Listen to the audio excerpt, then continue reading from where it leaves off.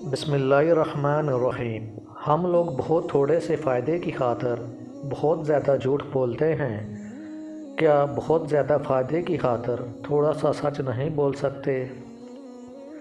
جھگڑے اس لیے بھی ختم نہیں ہوتے کہ ہم جھگڑے کو جھگڑے کے ذریعے ختم کرنے کی کوشش کرتے ہیں۔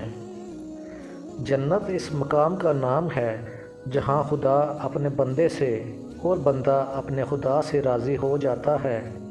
یہی مقام اگر دنیا میں حاصل ہو جائے تو دنیا بھی جنت بن سکتی ہے۔ اپنے آپ کو بہت بڑا سمجھنے والے کے قریب سے گزر کر دیکھیں تو وہ بہت چھوٹا نظر آتا ہے۔ نیکی اور برائی میں ایک فرق یہ بھی ہے کہ نیکی کی راحت عمل ختم ہو جانے کے بعد بھی جاری رہتی ہے۔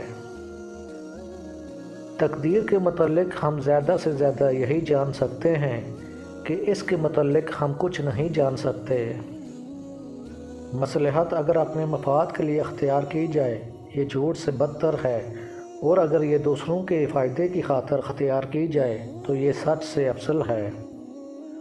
جو طبیعتیں باہمی مخالف اور سرکش ہوں چند ہی روز آپس میں خوش رہ سکتی ہیں۔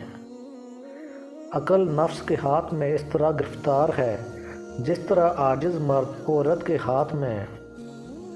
پتھر پر سانپ بیٹھا ہو اور ہاتھ میں پتھر ہو تو سوچنا اور دیر کرنا بے وقوفی ہوگی۔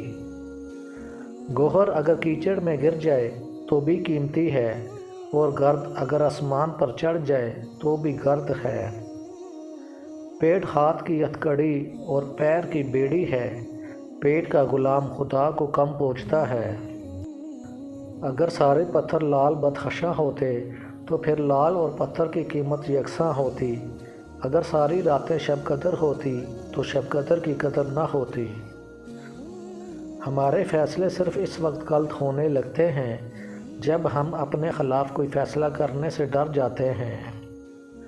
اگر تم اپنی زبان سے یہ وعدہ لے لو کہ وہ صرف ایک معقول بات کرے گی تو تم دیکھو گے رفتہ رفتہ تم خاموش ہوتے جا رہے ہو۔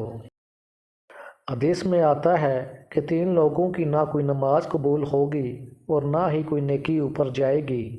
بھاگا ہوا غلام جو بھاگ جائے جب تک وہ اپنے مالک کے پاس نہیں آتا، وہ عورت جس کا خاوند اس سے ناراض ہو، اور تیسرا شرابی بندہ جو مدہوش ہو۔